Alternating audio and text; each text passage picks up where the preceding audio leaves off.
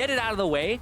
Because right now, people just don't feel confident first picking the Rakan. Maybe that ends up being an adaptation later, where you first pick the Rakan, because there's things like Tristana, Kalista, and also Xayah on the table, and they can't take both, so you would at least get one of them and maybe force your opponent to take Xayah. But it seems like the consensus is picking Rakan first is not really what teams want to do. And this is what I love about Worlds. You have the meta evolve in front of your very eyes. Yesterday, it was all about getting an AD carry first pick, and now we're starting to see people move away from that and say, okay, we can pick a jungler and see what AD carry the enemy picks, try and make them reveal a little bit more. Sejuani is the jungler for Fenerbahce, and now we see Hong Kong Attitude actually secure a very early Syndra pick here. Yeah, we've seen some mid laners be picked very early on, and like Mark Z was saying, Mission in the mid lane is the man to kind of deliver here for Hong Kong Attitude, and they lock in the Tristana for Unified. So two very good carries that these guys have a lot of repetitions on, but you're going to swap over to the other side where they already have the Sejuani. Crash has only played Gragas so far this tournament, and it's been pretty much those tanky junglers for him.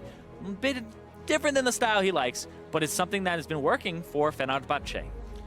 Now we see the Lulu and the Orianna pick up for Fenerbahce, and that's a strong mid laner for Frozen here up against Mission. That is one of our key matchups in this game. Two players that have come as building blocks of teams in the past, now trying to step up on the world stage. It is going to be Godquite on that Gragas as well, so we'll see him in the game even if Crash is not the one piloting him.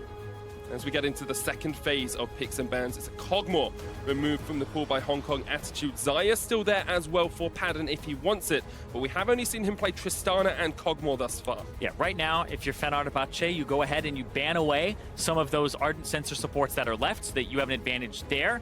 And then if you're Hong Kong Attitude, ban away things like the Xayah and the Kog'Maw and make sure that they don't have one of those premier top-tier AD carries. Now you're looking at Padden and going, all right, is he going to play Twitch? Is he going to play Varus, right? These things are not as effective with the Lulu. The Twitch is something that we haven't seen at all this tournament, but I feel like it's still in that top tier. It's just less self-peel than some of those other champions like Tristana. With Padden's playstyle of jumping into the enemy team, I'm not sure I want to give him Vayne or Twitch, in all honesty, just because he's probably likely to go quite aggressive, but it could be something like the Twitch with the Blitzcrank ban coming out from Fenerbahce. Hong Kong Attitude secure themselves the Galio, still leaving that support for last. Yeah, the Galio pick here for the top lane, support last, and there's been 2 support bans already, so they're trying to see what that AD carry is, and also denying the Galio away from Thaldrun because he has played it effectively. It's one of the things that he was able to play against Hong Kong Attitude last time, and it's one of the reasons they won is because that matchup where he was able to split push and pull apart the Hong Kong Attitude composition. So Hong Kong Attitude are adapting to what happened last time and making sure they don't get pulled apart with a team fighting comp like before. Maokai on the other side. Top laners have switched champions from the last time these two teams played, and I'm seeing a lot of 1-3-1s, a lot of 1-4s coming out from both these compositions. Sivir is the pick for Fenerbahce, works well with an Ardent support, really well coming into the late game as well. Yeah, but the range on Sivir versus the range of the Tristana in the late game, if this goes long, you're looking at that big win condition for Sivir where she's got the Orianna, she's got the Lulu shields, she's going to have to rush forward and be in range of a lot of this damage that'll be coming out from Hong Kong Attitude. And I like the Alistar here because it's impossible for Sivir to get away from the Alistar, because if you spell shield, you eat the headbutt, you take the pulverize, right? You can't spell shield, you have to flash when that combo comes out. Works well into the Sivir. Sometimes we see Sivir Morgana combined to try and deal with that Alistar as well, but because we already saw Japone lock in that Lulu, we know exactly what Fenerbahce are going to bring to the table. No Ardent Sensor for Hong Kong Attitude. It's definitely something important to note as the game goes on, because Fenerbahce will have an earlier spike in that bottom lane with the Sivir and then the Ardent Sensor from the Lulu. Yeah, the question is, can that Sivir get through the damage reduction and the stacking armor that'll come through from this Galio? That's the big question in my mind, because when you're playing Sivir, you don't want to be in that 500 range for long. You want to do a lot of damage, back up, kite around, and Padden, like you said, he has only a few deaths. One of them is the one that sticks out in people's minds of jumping in, and now he's going to have to skirt team fights appropriately and be right in his range, which would be right in the range of the Syndra stun, right? Right in the range of the Alistar. So it's on Hong Kong Attitude's playmakers to catch him out.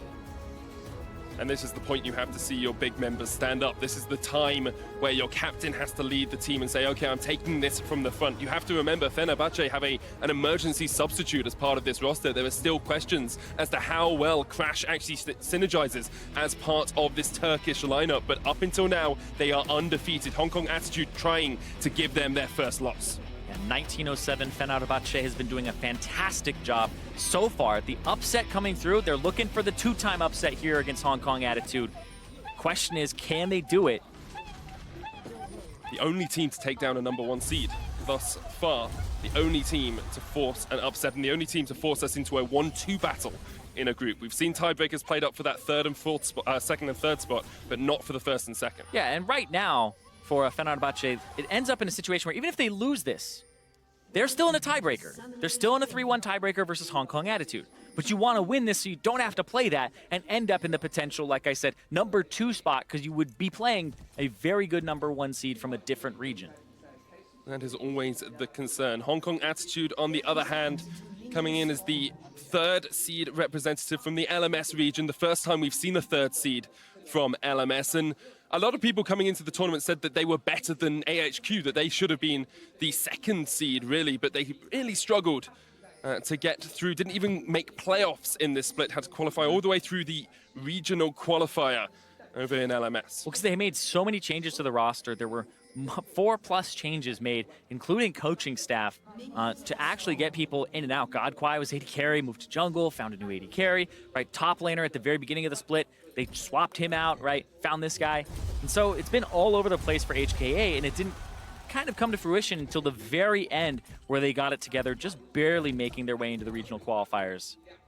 Yeah, they went on a massive losing streak at the start of the split and then were able to reverse it about halfway through. Of course, a lot of that down to their coach Tabe, who is a previous world contender with Royal Never Give Up a few years ago.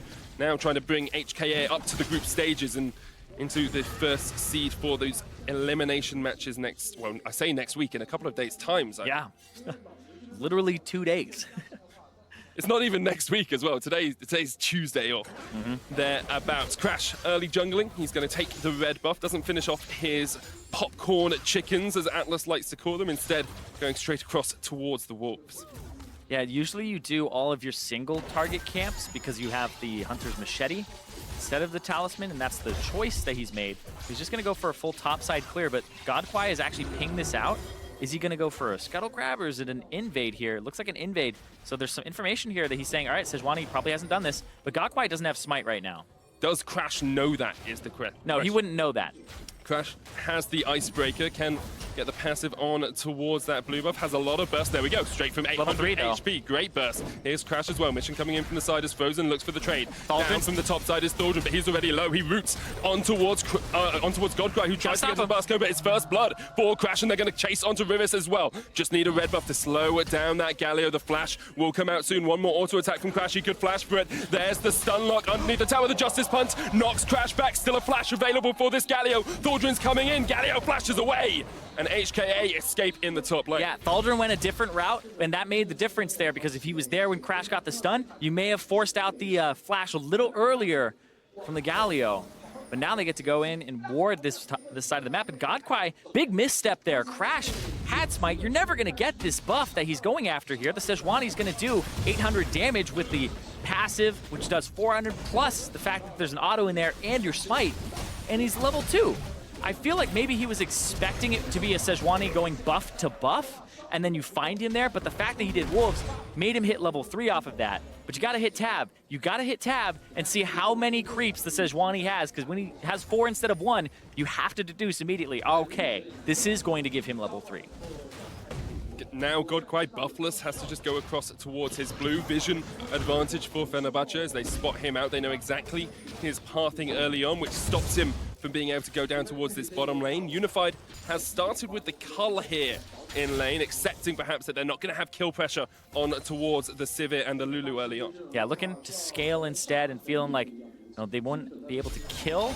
Just try to scale up alongside. And there's the interaction. And here comes the stun as well from the Alistar. Pattern locked up, has to flash away, but the explosive charge is going to land, and Unified chasing in the heal just in time, but Unified can't quite get him. Help picks with the shield, and now Unified is on the run. Pattern looking for the chase. Unified still has his heal of his own, and Pattern and Japone will back away for the time being. HKA winning in the bot side of the map. Yeah, there's still a heal on the side of Unified and a flash on the side of Kaiwing, so they're gonna make a play as soon as they shove out. And now you find this bottom lane of Patton and Japone in a really bad spot in the next few minutes. Crash has to come down towards here. This is what we expected to see from Fenerbahce coming into the tournament. Hasn't been the story of them across the last few games. Patton and Japone actually having great games, but their laning phase is sometimes a little bit weaker than some of these other teams. It's been pretty questionable. Even the game where Patton ends up set 10-1-6 or 10-0-0, he's still down 20-ish CS during the laning phase and doesn't make that up for most of the game. So has had those questionable laning phases, but he isn't dying during the laning phase. But we'll see if this is where they can actually change that. Godquai on the bottom side and Crash nowhere even near. Japone is hanging out. As soon as he goes, you have to expect him to go on towards Patton. Kawing obviously still has that flash available that we talked about. Patton's gonna get under tower before he starts his back. Isn't actually gonna get the full recall. Now he steps up. Here we go. I think you're just done for as soon as the Alistar. Patton, there's the knockup, there's the kill. Easy peasy, say HKA, as they secure their first kill of this game. Yeah, you're done for as soon as the Alistar does headbutt. You're going to eat the pulverize because the spell shield interaction and the fact it's 2 spells. You don't have flash available. I feel like you're just done at that point. So Patton had to be very far back to avoid that because it would have been a flash dive as well. And it equalizes the gold as well. Crash going for a little bit of an invade, but he is on a ward. Exactly. They see him here and they see the Galio coming down as well. Mission hit level 6 and now Crash. Big trouble right now. Gonna get the knockup onto Mission now. Rumis is there, only level 4, but there's the shockwave. Mission has to flash away. Crash keeping his summoners, unleash power onto Frozen. And Fenerbahce come off on the good side of that trade. They got the 2 summoner spells from the mid laner. And they didn't trade any of their own, so yeah, definitely a good trade for themselves. But Kaiwing gonna try to equal the summoner spells up here in mid with his Moby boots he just purchased after that back. Early Moby boots on analysis, such a devastating thing to have to face. Crash is up towards the top side of his. Scatter the Weak comes out. Kawing realizes that the Sejuani is waiting in the wings and backs away. No summoners burnt on towards Frozen. Frozen, of course, one of the stalwart performers for Fenerbahce throughout the split. He is the guy that everyone said, you need to look at this guy. Used to play for Longzhu, such a great mid lane. Hey, he is the carry. Again, Thaldrin did this before. Mission's gonna get locked up. No flash knock back, but here comes the tree. And there goes Mission. And this is fantastic from Thaldrin. When he got on this Maokai in the previous game yesterday, he had such a great performance on it with the roots, the ultimate, the Nature's Grass, flanking mid, and then there was that fantastic play where he flanked and helped get the pentakill for Patton on the topside Baron. The Maokai for this guy showing that he loves these tanks and he's such a great team player. Another knockup onto Patton. He is going to get stunned up here by Kawing. He exhausts once again from Unified, but Patton is low. Reset jump doesn't come in, perhaps not quite got the timer on that heal, because Patton would have been done for if they'd got underneath that tower. Yeah, it felt like he didn't want to go for it there, where he would take some extra shots. He would have to kill Patton just outright and make sure that he gets the reset and can jump back out. But now that he has the ultimate, just kind of banking on the next engage here. So they're pulling Crash down to the bot side. Sejuani has the ultimate here. Crash not quite going to show yet, perhaps trying to draw Unified underneath the turret first. Explosive charge used on it, trying to force Patton back as much as possible.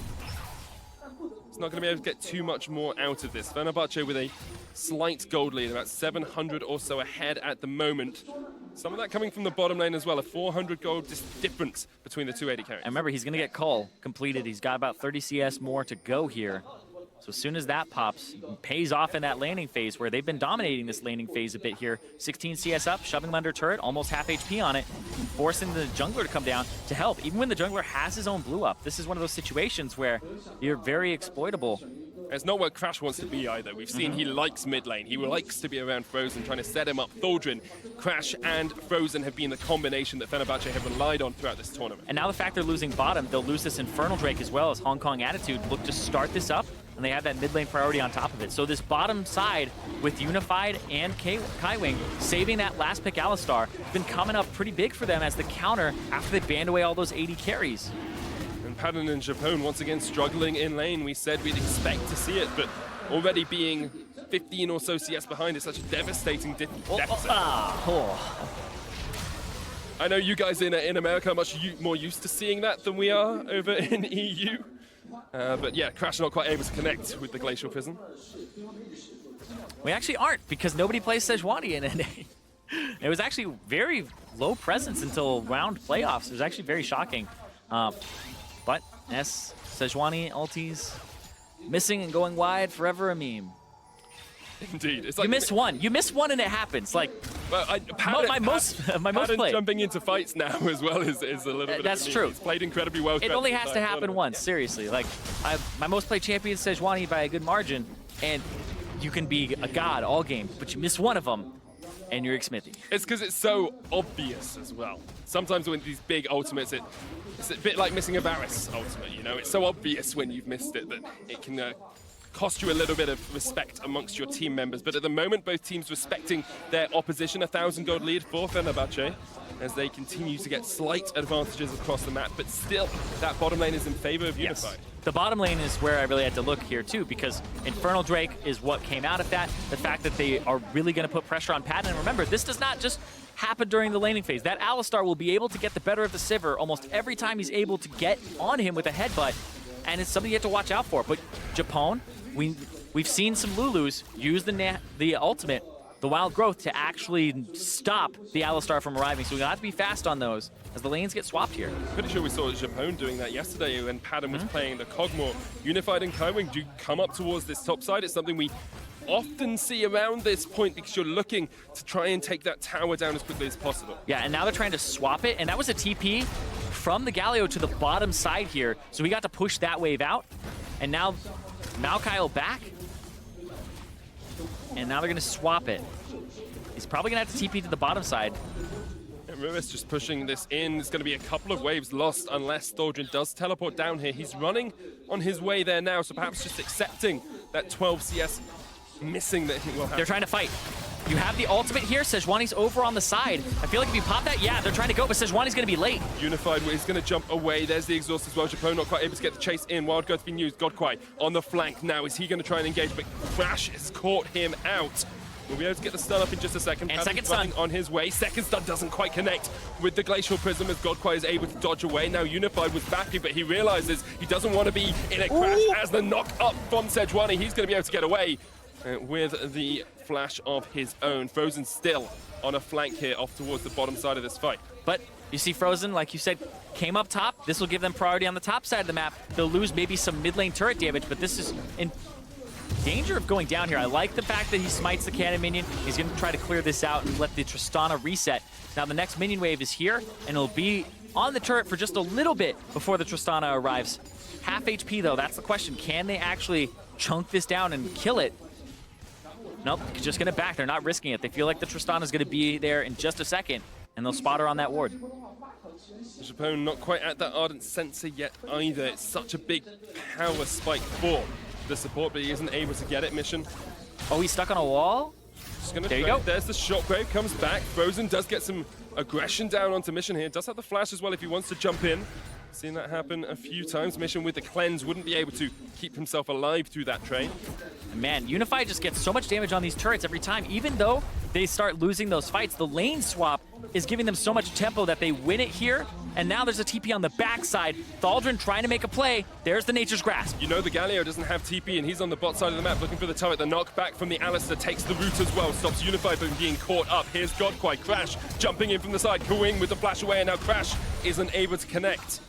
Fenerbahce still unable to find the fight they want. But now, Hong Kong Attitude got that first turret. They're going to get this bottom turret on top of it. And now they're just going to lose their top. That's it. They're going to get 2 turrets and first turret gold for just a single one. HKA with that second turret. As you say, Fenerbahce will be able to get one of their own. Next Drake is a Cloud, not as important to fight over. I wonder if Fenerbahce look towards the Rift Herald here because they know still that Galio doesn't have the teleport. Doesn't look like that's what they're going to do as Padden backs on a ward. He doesn't know there's a ward there, so might be caught out, but I don't think anything too serious is going to happen to that Civet. Yeah, there's just pings onto the Rift Herald to check it with both the jungler and the support. And they see that nothing fishy's going on. They'll get control of the area. And now it's time to fight over mid lane. Who can get this mid lane turret? Turrets are going to be 2-to-1. And you have to answer this Tristana, and you have to run all around. And this is kind of that part of League of Legends that's so hard to translate to solo queue. Because before it used to be, before the changes to turrets and lane swaps, it used to be hard for people to understand, oh, this is why you lane swap and this is why you do this here. But when the map gets open like this, it's like, why aren't they all mid? Why aren't they all like looking for that bottom turret? And it's very difficult to actually translate this to your normal games. But what's going on is they're just trying to get pressure based on, hey, I pushed this out for 30 seconds. Now, their Tristana and Alistar get to make a play mid. They get some objectives. They get wards down. And then maybe they have to go back top and CS the wave, right? And it just ends up being something where it doesn't feel like you're doing much impactful, but you're just trying to keep the current state of the game in Thaldron. That was stylish. Yeah, it was pretty sly there as he jumps underneath the Justice Punch. It's like a boxer, sting like a butterfly, float like a Galio. As the Maokai is able to dodge around. The Rift Herald has been started from HKA. Superb vision control around that. 3 control wards in the river for them. And it's one of those areas that you think they shouldn't have had control of because they were pushed to their tier 2 top just before that. But the fact that people got chunked out and they weren't able to actually push that area themselves, there would be control wards everywhere. And Fenerbahce did not go for the Rift Herald. I think something else that's hard to sort of quantify at times, Zyrene, is the playing around item spikes, playing around like waiting for the Ardent Sensor. So that's probably what these teams are doing at this point. You know, you've almost got an Infinity Edge on Unified, you've almost got an Essence Reaver on Pattern, you've just finished an Ardent Sensor on Japone. You're saying, okay, in 30 seconds to a minute, we'll be a much stronger team than we are at the moment. Yeah, and just looking at gold differences, we see that the gold is even pretty much at the top, but 1,000 gold on Unified over the Sivir. So you talk about the item spikes when they come through relative to your opponent. That's a great time to fight. This Cloud Drake may just be something that they don't get until it's like, okay, we have this advantage. I got Infinity Edge. He's obviously just going to be on Essence Reaver in parts. It's time to fight. It's very reminiscent of the game yesterday between these two teams. Pretty slow to start off, HKA taking an early advantage, and then Fenerbahce at the end were able to win a couple of fights, got a couple of Baron steals, which definitely helps you out as well. Crash and Frozen being able to secure that objective.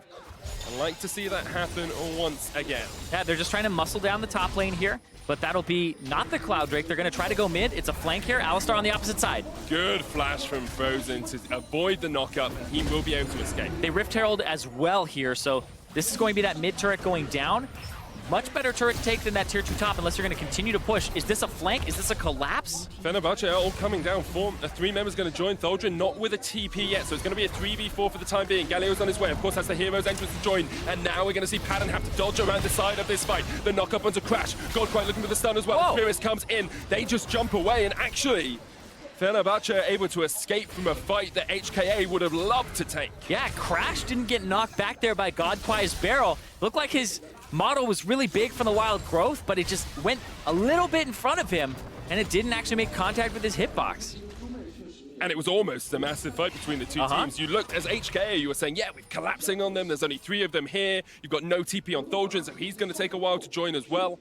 And Fenerbahce were able to wile their way around the edges. Our Turkish representatives doing a great job of keeping themselves alive. Yeah, TCL champions actually avoided a pretty bad situation there, because as soon as the Gragas gets onto the Sivir, you can start having that Galio ulti come through. You can start having this trickle in happen and just keep her there.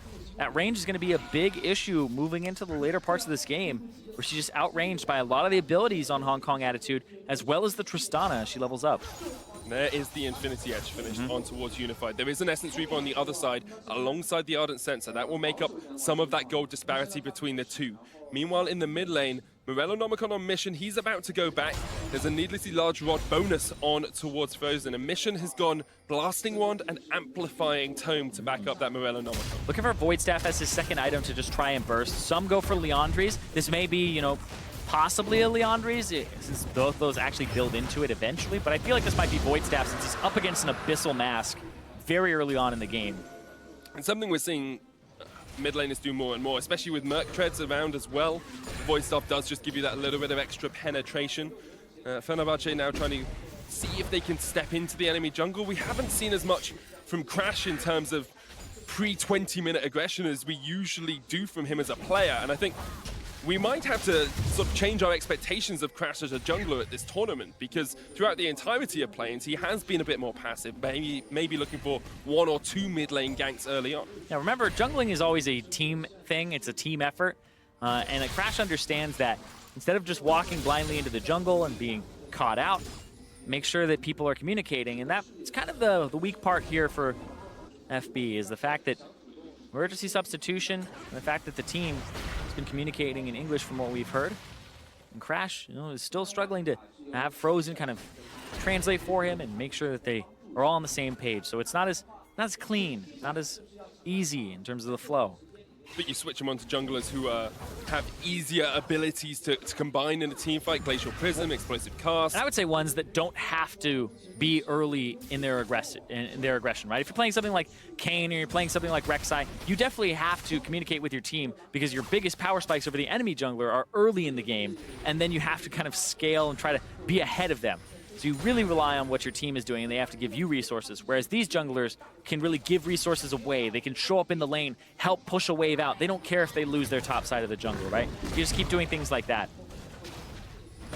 Now starting to get towards the point in the game as well where team fights become a paramount part of the game. I'm looking at Riris because we said it would be difficult for Padden to deal with him on this Sivir. Hasn't built too much armor yet on towards that Galio, so I'm still expecting Padden with those ricochets to be able to shred through the Galio. Yeah, the Galio, mostly it's that W holding it down. It's so long in terms of the duration for what you can just negate in terms of damage too. And also when you buy magic resistance like he is, it adds the more bonus damage reduction. So he is technically getting even tankier with his W against Padden, and it just becomes very frustrating to deal with, especially when you buy something like a Bramble Vest, which I assume he'll pick up because there is a Lulu with an Ardent Sensor on the side.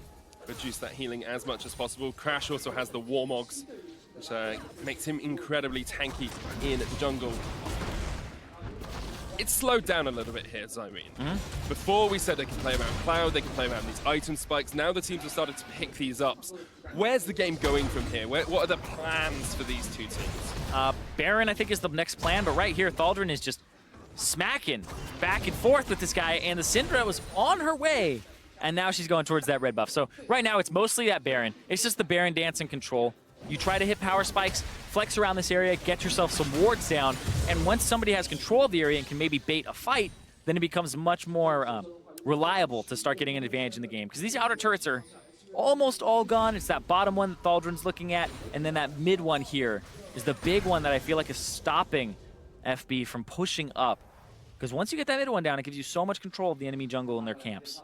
I think the problem for Fenerbahce trying to get that bottom tower is that Thaldrun's bark is just a little bit worse than his bite at the moment on that Maokai, unable to really trade too effectively into the Galio. Another thing that I think is going to be important in this game, aside from that, is the levels of the AD carries. Unified is getting funneled farm in the side lane constantly, and because there's two turrets down on the top side, those minion waves will keep pushing in and eventually hit that tier 2, maybe the inhibitor turret, and then he gets to push it out. And he's level 12. Remember, Tristana benefits very highly from having levels because of her passive that increases the range of her auto attacks, whereas you can see Padden here still struggling almost at that level 11 here. He's also been splitting experience a little bit more with Japone, where Kaiwing is still on that roaming duty.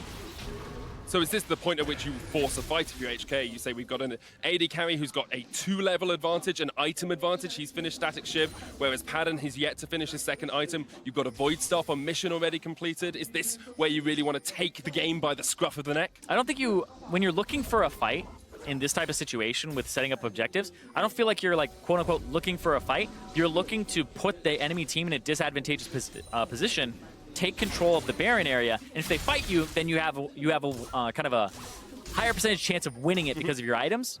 And if they don't fight you, you got Baron. So they're just trying to put themselves in those positions. And yeah, you can see it's a very distinct 2-level advantage where Unified hit level 13 on the same wave that Padden hit level 11. It's a numbers game, it's a percentage game.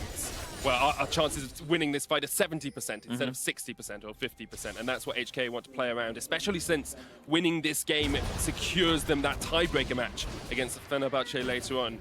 The winner of this is looking for that first seed in the group. And this is the awkward thing right here. Thaldrun is being aggressive, but this is Unified showing up out of nowhere. And Thaldrun is going to get shredded down by that Tristana. Great knockback. Riris with the chase with the Righteous Glory gets the slow down, and eventually HKA will take the fight.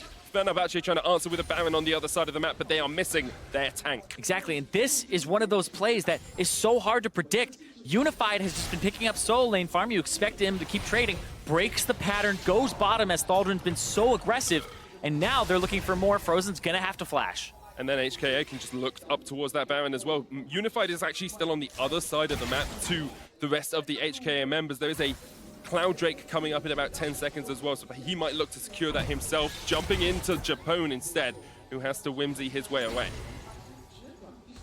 Keeps the ward up. That's the important thing. His support will thank him.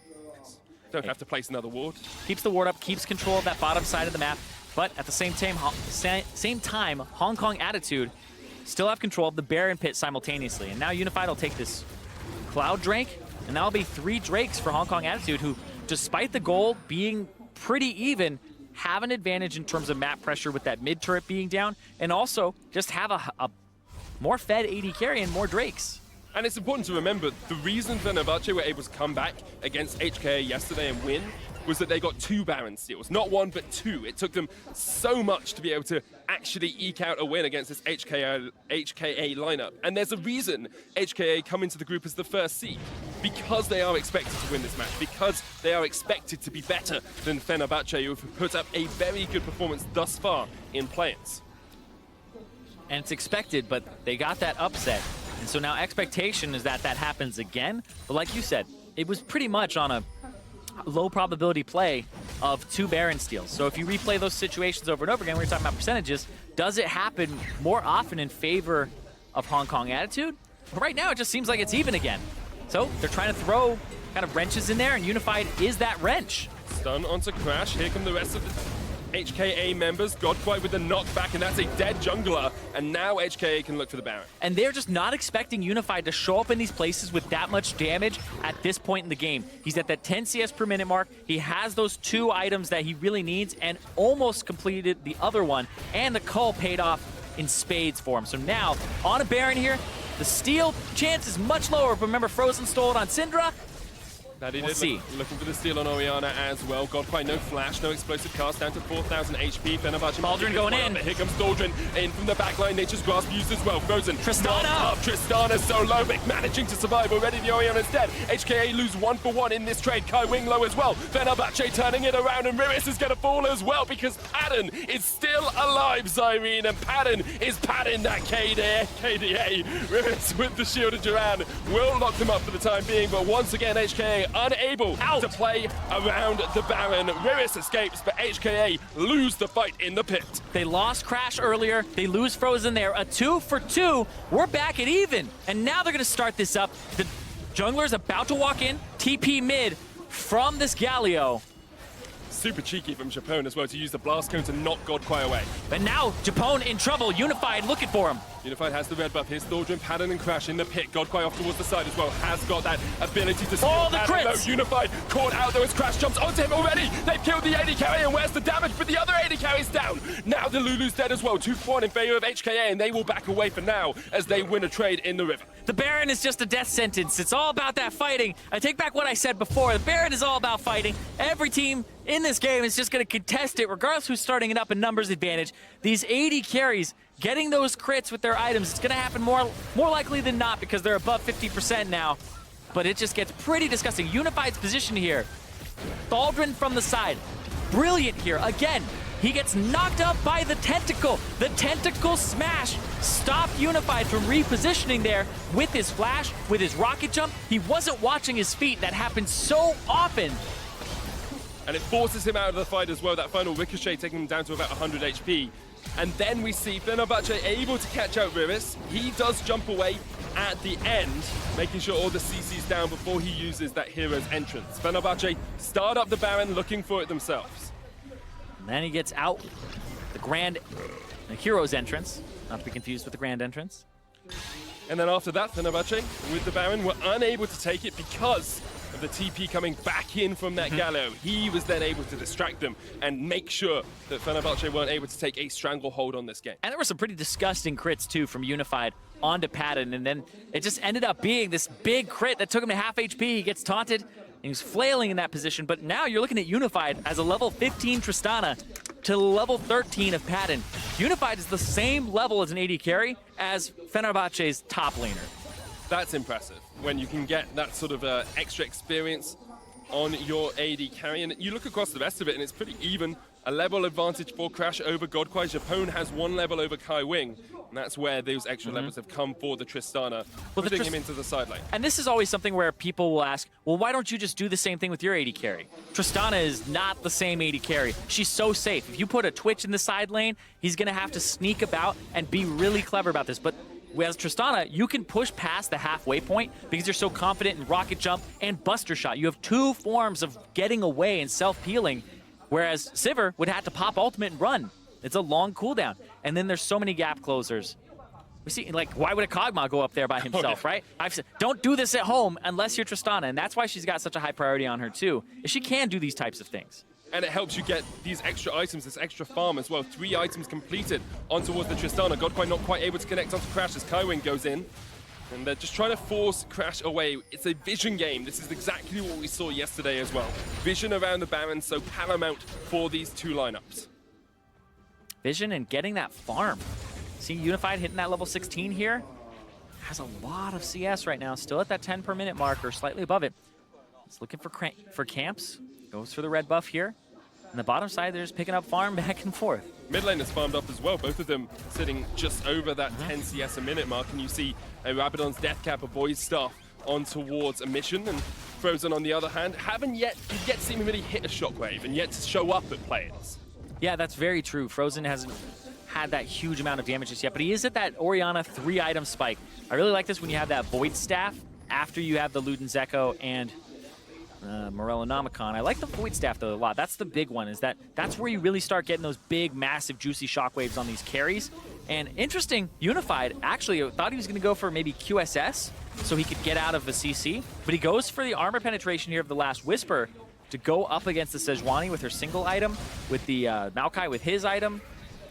And that's about it in terms of what he's penetrating in terms of bonus armor. There isn't a whole lot, but if he's only hitting those tanks, then it's worth it.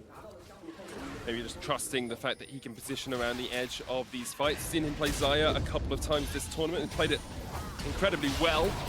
Good positioning, Trist just as safe as the Xayah. Fenerbahce once again pushing forward to see if they can get some vision control around this Baron. HKA could look for their 3rd Cloud Drake of the game if they wanted it.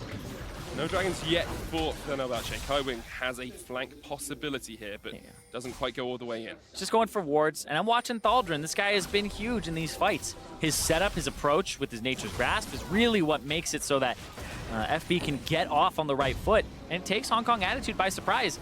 Now, though, this is the 3rd Cloud Drake that's going to go over to Hong Kong Attitude. 3 Cloud Drakes and an Infernal. That's a fiery tornado indeed.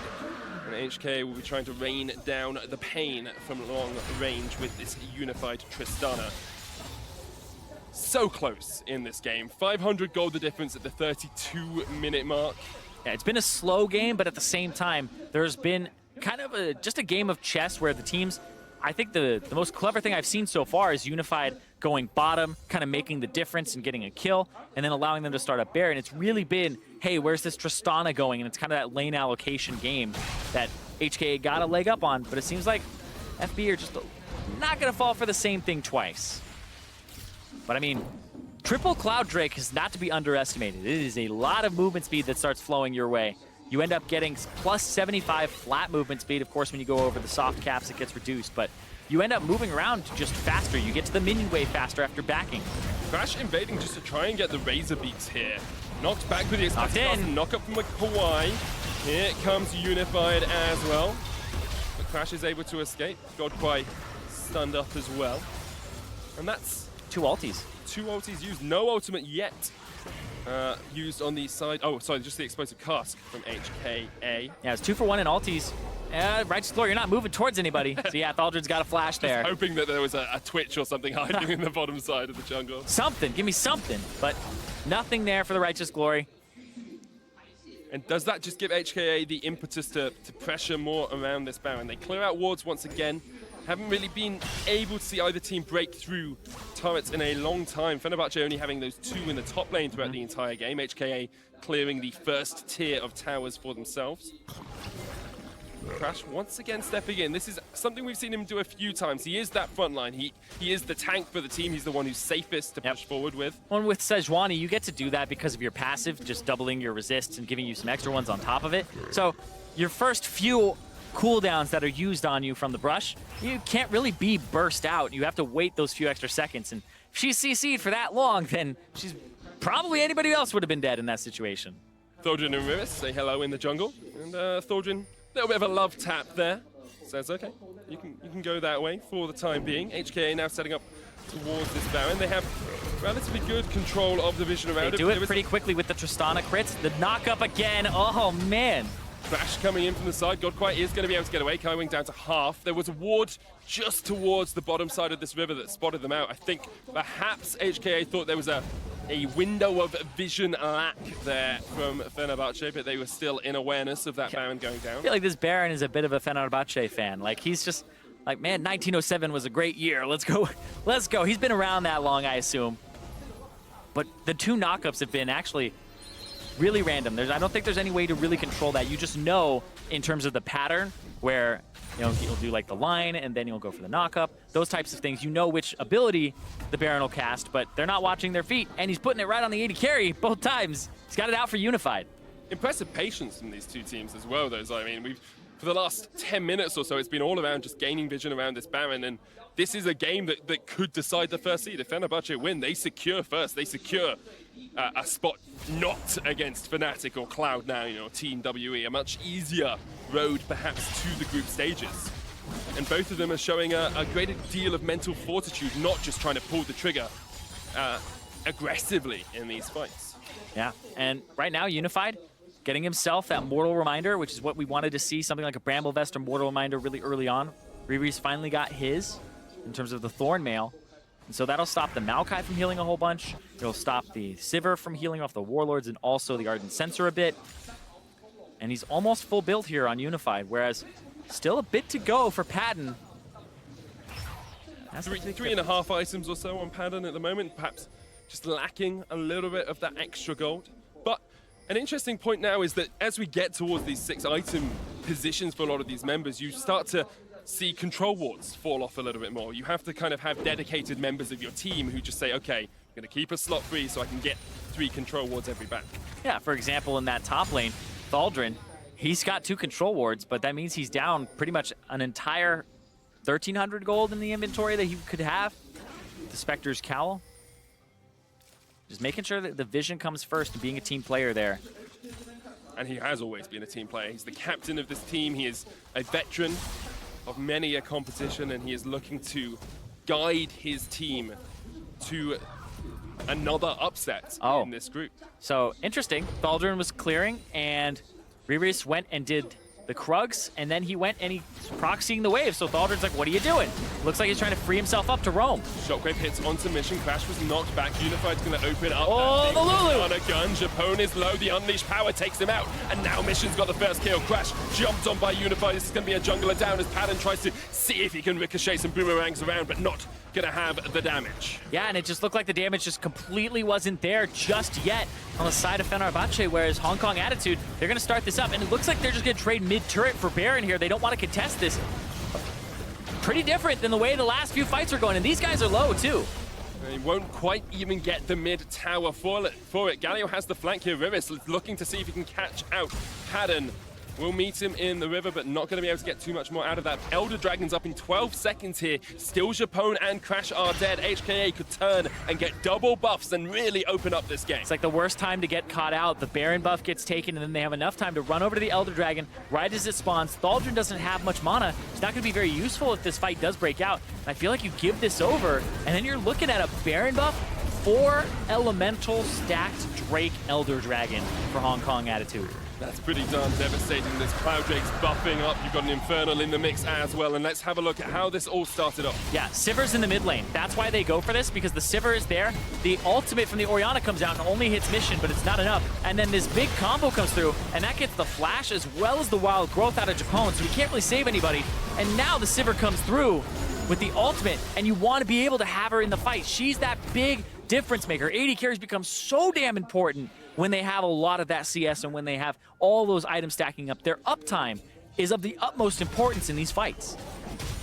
And people might not realize just how devastating a 4-stack Elemental Dragon is. You're getting an extra 225 true damage. It ticks over a couple of seconds, but that is so devastating. For every attack you land on an enemy opponent, on a tower, you're just totally chunking through them. And now with a 4,000 gold lead, HKA can look to break this second tier of towers, probably to break at least one inhibitor off this push as well. Yeah, the fun stuff too, remember, it also gives you 50% more of the effects you already have from dragons. So they're running around the map very fast. They're running around with this Baron buff, and then they have all this extra damage if a fight breaks out. So right now, FB just kind of had to go, okay, sir, what do you want to take? All right, you know, that's fine. Have all of our turrets. That's cool. And then they have to fight afterwards. But the good news is we're approaching 6 items anyway, so the gold difference won't mean as much once it's all said and done. HKA taking a tower in the top and in the mid. We'll look to those inhibitor towers soon as well. Still got a bit of time remaining on that Elder Drake. A shorter buff duration than the Baron will be expiring just before it. Rivis is down towards this bottom side, and Thaldrin will struggle to deal with him now with that Elder Drake buff, but can just try and clear out the wave on this Maokai. Yeah, Maokai just healing so much. You don't have to hit the Galio and apply grievous wounds on yourself. Just stand there, take the wave. Just keep doing this. Try to save that turret. You can see 50 seconds left on this Baron that was taken, and then around that time, you'll see the Elder Dragon fall off as well, to be honest.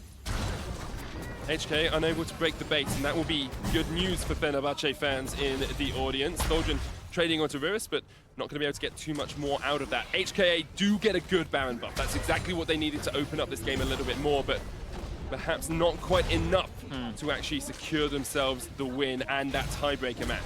Yeah, so what this Baron buff has allowed them to do so far, if they don't break that base in the mid lane, is get all those outer turrets down. This will allow them to take the next Baron, the next Elder Dragon easier, because you don't have as much control if you're Fenerbahce. But it doesn't allow them to really push for the win just yet. It doesn't allow them to have much to leverage there. It's just this vision. And it's kind of a position that when the gold is even, being the defender isn't that bad, right? I know it's going to sound really strange, but you have less to walk between both lanes when it's at the 3/4 point towards your lane. You can walk between and rotate a little bit faster. You just have a small area to cover, right? You don't want to have to cover something that's like a tier 1 tower all the way out there, right? Condense everything, pull your forces back into just this base, and just play around objective timings. Especially against something like a Galio that can move a lot quicker between lanes. If you can run across with the Maokai and get your Nature's Grasp off sooner, you kind of mitigate the ability of a Galio to jump around. HKA do get 6,000 gold off that Baron, put themselves about 6,500 gold in the lead at the moment, but the later you get into the game, the more people are at that 6-item spike, the less having that extra gold matters. It's going to sound really strange, right? But the fact that Hong Kong Attitude weren't able to crack an inhibitor is very big, because now it's going to come down once again to team fights. That's pretty much how this game is going to be answered. And that's why I'm not saying anything like Hong Kong Attitude, like fantastic lead, fantastic Baron, anything like that. Now, it sounds a little bit strange that I'm not doing that, but it's mostly because this is literally just going to come down to the next few team fights here. There's pretty much only a small item disparity between everybody in the game, like a half item between, I think that's kind of what it is right now, between everybody. Yeah, it's pretty much half items at this point. So it does just come down to that execution. It comes down to that team fight. We are in the late game, and what Hong Kong Attitude have gotten themselves is access to the next Elder or the next Baron, which is once again in a few minutes. The last time we saw these two teams face up against each other, it came down to a point like this, and actually HKA able to break the inhibitor tower. Crash was up in the top lane, unable to react. Thaldrin down towards that bottom side. If they can take this inhibitor, perhaps that can spell the game for them, but Thaldrin's looking for the flank. Galio on his way, knocks in with the hero's entrance, knocks up. Crash the knock back with the cast, and now we're going to see a lot of damage coming out from Unified, who is still alive on the back of this fight. HKA stepping forward, looking for the inhibitor. Just need to crack this base, just need to take this single inhibitor in the middle lane to really open up the game and help them take down Fenerbahce. Oh, Mission just trying to look to pop Patton. Oh, man. If he had ultied there, that may have actually been it, because there was no wild growth. He probably would have had to heal. Whew. I feel like Mission is gonna... It's been so long since people have damage checked each other. It's like, oh, I just did that. Oh, okay, next time I know. And something else to check is the fact that Unified has now gone 6 items straight. There you go. Bloodthirster finished up. No Zerka Greaves for him as all. Who needs boots when you are standing at the back of the fight? And that's something I want to comment on as well. HK are doing a really good job of keeping their carries alive at the back, putting up a meat shield front line, and allowing Unified and Mission to spread out around the back and find their target. And now HKA are in a much better position. They have that Baron, they have that Baron coming up in 40 seconds. They have that 6 item, which is a distinct advantage over what the Sivir has. And we just saw in that last fight, they just have a lot more damage and tankiness. Shielded Duran is going to taunt up Thorgren. He's trying to run away. Here come the rest of Fenerbahce. Trying to catch him out. Unified does have the flash. They're looking instead for Riris. The shockwave comes down. Riris with the Shielded Duran gets another taunt. Damage reduction. He's going to knock them back. The Nature's Grasp stuns him up. There's the root as well. Kai Wing seeing if he can get a flank off, but HKA need to just back away as Riris goes down. And this is 15 seconds on that Baron, and you can see Crash is taking care of the mid lane wave right now. There's 50 seconds for FB to go up there, try to actually get that Baron before Riris is actually involved in it. But you do have to watch out for the disadvantage in terms of ultimates here for Fenerbahce. Crash has struggled to be with the team at times this game. He's been that front line, got caught out a couple of times, one of them leading to HKA getting that original Baron, and now he's the one that steps up. He wasn't involved in that last play, but he needs to be involved now. It's a Baron fight. It's a Baron dance here, Zyrene. They're just trying to rush it. They only have 20 seconds before that Galio is back up with TP, and they don't have the ultimates just yet. You can see Shockwave back up. Now, Thaldren is about to have his ulti. They're going for a 50-50. This is just like the last time. Fenerbahce won it the last time. They're looking to win it once again and take the game against HKA. Tristana's going mid. They aren't actually committing to this. Tristana's not there, but the steal from Mission across the walls. Zyrene, he gets it. Fenerbahce looking for the fight, but Unified is looking for the win. He's going in. He's got the Baron. He's got the minions. Jump to the base. Jump to the Nexus Towers, because Unified is going to end the game. That is some Hong Kong attitude for you. Patton trying to stop him. Can he get Unified? It's the carry battle. Cannot get the Nexus, but here Galio comes Galio. Unified jumps in, and Unified wins! And Hong Kong attitude are going to take down Fenerbahce. The Nexus falls, and HKA take us to a tiebreaker. That was insane. There was so much buildup for just that moment, that decision to put Unified straight down the mid. The fact they had cracked the inhibitor earlier made all of the difference to get that advantage. Mid priority, baby. And how much is that going to play in the minds of HKA? They'll be incredibly overjoyed to take that win. They'll be incredibly overjoyed to have a chance to take the first seed in Group D. And Fenerbahce just unable to secure the Baron and got out-rotated by Unified and Riris at the end.